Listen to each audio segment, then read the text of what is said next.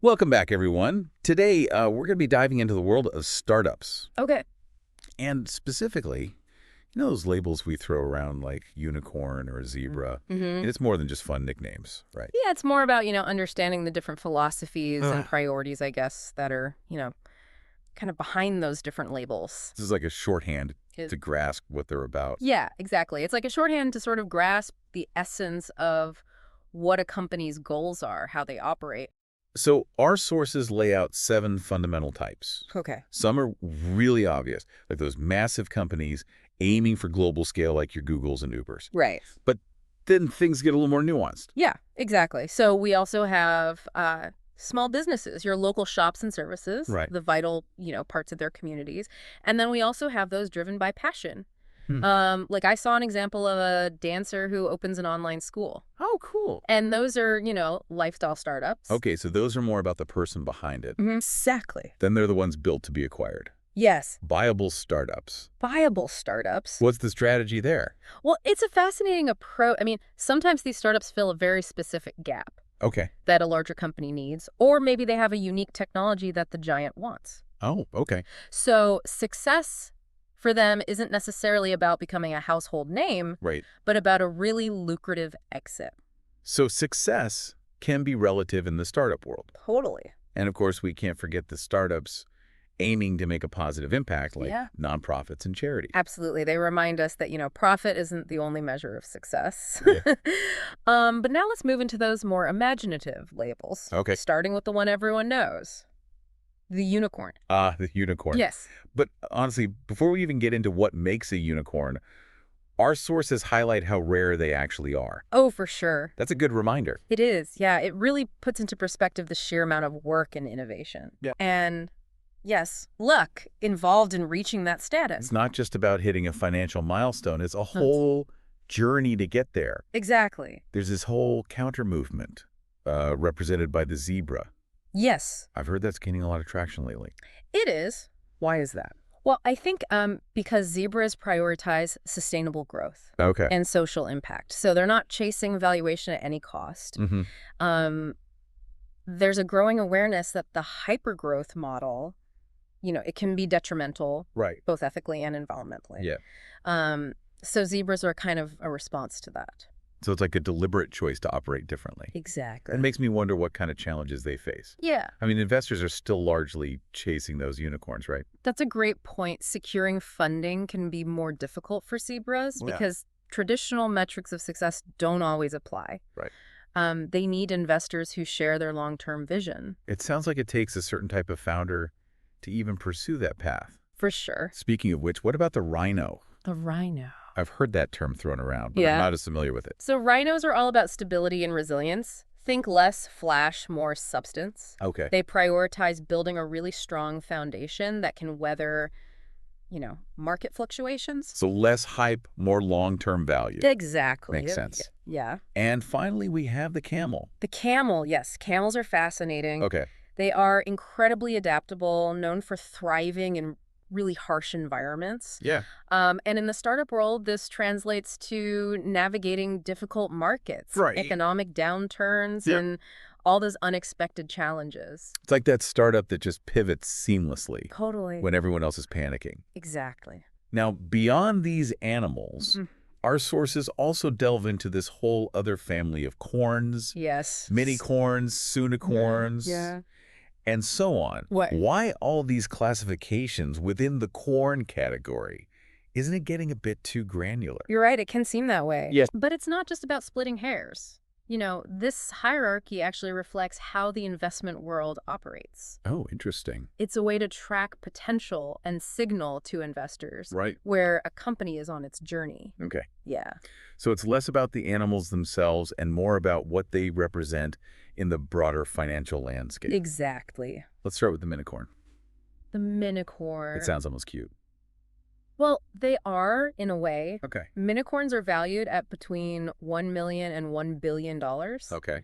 So they've shown promise. They've secured some funding. Right. but they haven't reached that unicorn status yet. Okay. They're still evolving. Yeah. They're still proving themselves. And then we have the soonicorns. The soonicorns. Right on the verge of that magical billion-dollar mark. Exactly. What factors typically push a company from minicorn to soonicorn status? Well, it's often a combination of things. It could be a really successful funding round, Okay. a surge in market share, or even just hitting those key performance indicators. Right. Yeah, there's a palpable buzz around soonicorns. Okay. Investors are watching closely, anticipating that jump to unicorn status. Now let's revisit the unicorn itself. Yes. Now that we've got this spectrum of corns, it makes that unicorn status seem even more impressive. It does. It really does. And it's important to remember that reaching a billion-dollar valuation, it's still a phenomenal accomplishment. Sure. It signifies a strong team, a solid business model, and often a little bit of luck as well. Right. It's a testament to navigating this really complex and challenging landscape. But the corns don't stop there, do they? No, they don't. We've got decacorns and even hectocorns to discuss. We do. It's like a whole different league of startups. It is, and it really illustrates how the startup landscape has evolved since that original unicorn definition. Yeah. Now we have companies reaching valuations that were almost unimaginable back then. Okay, let's talk decacorn. Decacorns. These are the $10 billion plus companies. Yeah. Yes, huge. What kind of impact do they have on the overall ecosystem? Well, they become major players. They're influencing entire industries. They have the resources to acquire smaller companies, invest in emerging technologies, and shape market trends. Right. I mean, think about the impact of Facebook or Meta, as they're known now. Yeah. They were the first decacorn, and their influence is undeniable. They set a precedent, and everyone else is trying to follow suit. Yeah, pretty much. But it's not just about their size, right? No, it's also about their ability to innovate, to disrupt traditional models. Yeah. They often set the pace of technological advancement, Right. which can be both exciting and daunting for other companies. But even decacorns are outdone by hectocorns. Yeah, the hectocorns. Now we're talking about valuations over $100 billion. That's right. These are the giants. Yeah. Companies like SpaceX, ByteDance, and Shein. Wow. They're in a category of their own, operating on a scale that's almost unfathomable. And investing in them at this level. Exceptionally rare. It's a high-stakes game with massive potential, Right. but also, significant risk. It really makes you wonder, what drives companies to reach these levels? Yeah. Is it purely ambition? A relentless pursuit of growth? Or is there something more at play? That's a complex question, and I think the answer really varies. Yeah. Depending on the company, some are driven by a desire to solve global challenges, others by a relentless pursuit of innovation. Yeah. But it's rarely just about the money. Right. There's often a deeper mission, a vision that extends beyond just profit margins. So they're playing a different game altogether. Kind of, yeah. So we've covered this whole spectrum of startups, from the local bakery to the hectocorn. Right. It's a pretty diverse landscape, right? It is. It's incredible. And I'm sure you're wondering, where do you fit in? Yeah, where do you fit in? If you were starting a company, what kind of animal would you aim to be? Would you chase the unicorn dream? Would you embrace the sustainable approach of a zebra? It's a question worth pondering, for sure. And it's more than just picking a label. It's about understanding your values. Absolutely. Your goals. Yeah. And the kind of impact you want to make in the world. Exactly. So much to think about. For sure. We'll be right back after a quick break. Sounds good. It's fascinating to see how these classifications go beyond mere valuation and reflect deeper motivations. Yeah. It's like choosing your own adventure. Totally. In the startup world. But let's zoom out for a second. Okay. Our sources talk about all these different types of businesses. Yeah. From your local bakery to SpaceX. Yeah. What does this tell us about the entrepreneurial landscape overall? I think it really highlights the incredible diversity and dynamism within the startup world. You have companies focused on hypergrowth, others prioritizing sustainability, and some aiming to be acquired. Right. There's no one-size-fits-all path to success. That's an important takeaway, and especially for aspiring entrepreneurs. For sure. You don't have to be the next unicorn to make a real impact or find fulfillment. Precisely. You can build a thriving business that aligns with your values and goals, whether it's creating a local community hub, disrupting an industry, or contributing to a social cause. Yeah. It's about finding that right fit for you. our sources delve into this whole corn hierarchy. Yeah. It's interesting how these labors can influence perceptions and expectations. Sure. For instance, is there a pressure for minicorns to constantly strive for that unicorn status? I think there can be, yeah. It's easy to get caught up in that race for valuation. Right. But I think it's crucial for founders to define what success truly means for them. Yeah. You know, is it achieving a certain financial milestone, building a sustainable business, Right. or making a difference? That's such a crucial question to ask yourself from the start. Absolutely. I mean, if I were starting a business, how would I even begin to think about which animal I want to be? Well, I'd start by asking you about your core values and priorities. Okay. You know, what kind of impact do you want to make? What are your non-negotiables when it comes to building your company? Right. Are you driven by growth, sustainability, Yeah. or something else entirely? Those are great questions. Yeah. Honestly, I think I'd lean towards the zebra approach. Okay. Building a sustainable business that makes a positive social impact just feels more aligned with my personal values. I love that. And that's fantastic. You know, that aligns with the zebra philosophy of balanced growth and social responsibility. It's about creating a company that's not just profitable, but also contributes to a better world. It feels like a more holistic approach. Yeah. Taking into account not just the bottom line, but also the broader impact on the world. Exactly. And the beauty of the startup ecosystem is that there's room for all kinds of animals. Yeah. You know, we need the unicorns pushing the boundaries of innovation. Yeah. The zebras prioritizing sustainability and everything in between. It's like a diverse ecosystem. Totally. Where each species plays a crucial role. Exactly. You've got your creatures of myth and legend. Right. Your steady, reliable workhorses. Yeah. And your adaptable survivors. It's pretty amazing when you consider the vastness of it all. It is. It's pretty incredible. We've covered a lot of ground here. Yeah, we have. From the basic types of startups to this fascinating menagerie of animals. But before we wrap up, I want to circle back to something you mentioned earlier. Okay. About these categories not being purely about Right. size or valuation. Right. Can you elaborate on that a little bit? Of course. So when we talk about unicorns, zebras, rhinos, and camels, we're not just talking about financial milestones. All right. We're talking about different philosophies, Okay. different approaches to building and running a business. So it's about the underlying values and goals Exactly. that shape the company's DNA. Think of it this way. A unicorn might be all about disrupting the status quo, achieving rapid growth, and scaling quickly.